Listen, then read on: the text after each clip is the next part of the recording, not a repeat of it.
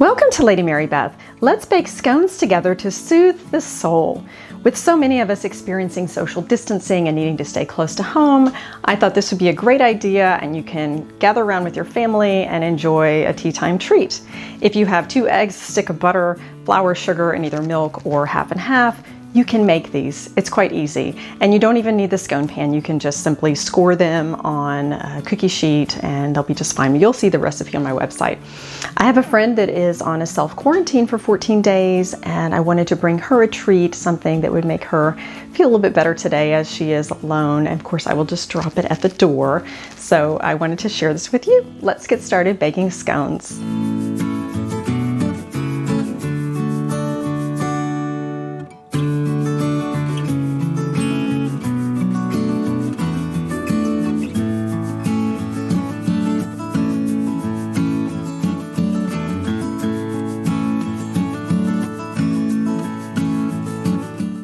In a large mixing bowl, whisk together 2 3/4 cups of flour,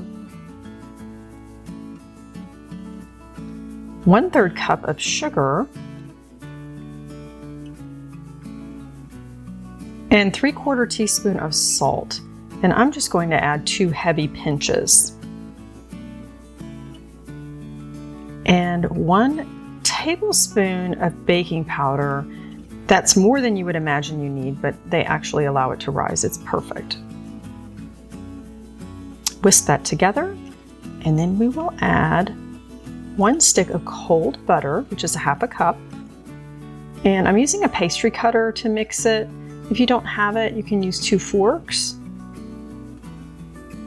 And it should be a bit crumbly, and the butter pieces can be uneven. That's fine. And then you'll want to work it together with your hands. Now we'll work on the wet ingredients. We'll crack 2 eggs and whisk those together.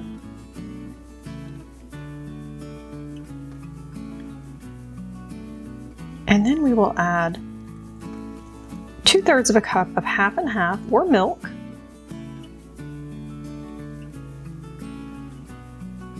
And finally, the vanilla. It calls for 2 teaspoons. Then we'll add the wet and dry together and mix it. And now our scone dough is ready.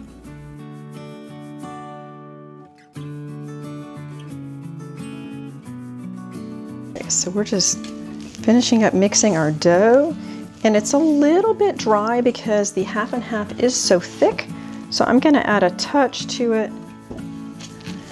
just to incorporate everything nicely.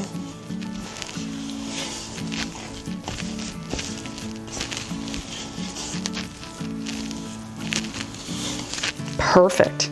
Oh, it feels good. It looks good. Okay, so since we're using 2 different mix-ins and we want some plain scones, I will just cut it into thirds just to simplify things. And maybe the smaller one should be the plain. Okay, so now we'll add our different mix-ins. And I didn't measure anything here. Looks like I mixed some chocolate in mine. I'll have to be careful, but that might be a great combination. Incorporate the dried cherries. This is especially good with whipped cream or Devonshire cream. And I have a recipe for the mock Devonshire on my website, ladymarybeth.com. And super, super easy. And it's nice because for the scones, you have most all the ingredients on hand. So now we have our scone dough ready to place in our greased scone pan. And again, if you don't have one, it's not a problem. You can just put it in maybe a 6-inch mound and score it. This is actually so easy to use. I do enjoy the scone pan. I can't wait for these to come out of the oven. The chocolate chip is so good. You can tell that's my largest batch here. Gonna add a few more to this one. Pure goodness.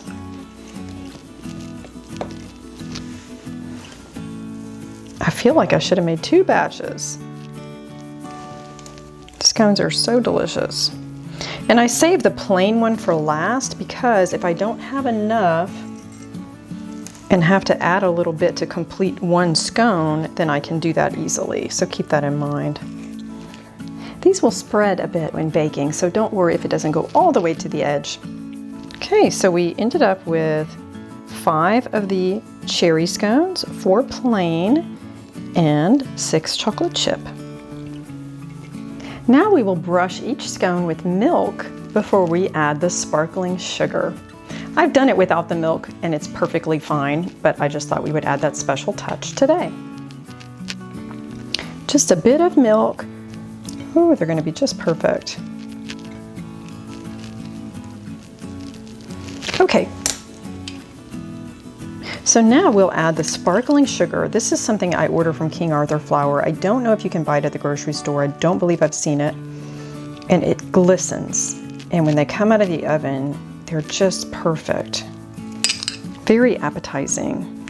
We have 3 varieties within one scone pan and one recipe, which really adds a lot to have that variety.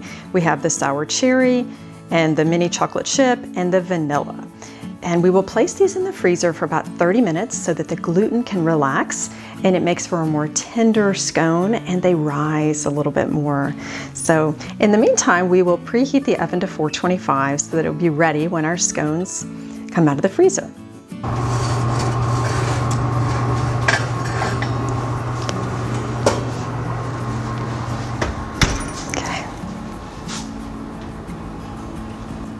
The scones are ready and now we will let them cool on our rack so that we can package them up pretty for our friend. They bake for 17 minutes, so watch your oven. And again, the recipe is from King Arthur Flour and I will post a link on my website and in the description below.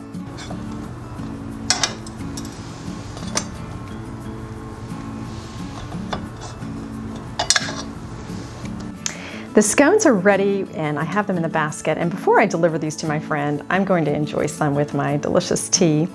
And I have presented these in a bakery box with lemon curd from Julie's European Bakery. It's delicious and so easy because it's already made, no fuss, and I will include some tea bags for my friend and drop it off at the door and hope that that brightens her day a bit. I'm enjoying the cherry scones, absolutely delicious, especially with the lemon curd. It's a really nice touch that complements the cherry flavor. And I'm drinking a tisane, which is an orange fruit tea. Absolutely the perfect accompaniment for these scones. I hope that you get inspired to find simple ways to enjoy time with family during these days and stay well.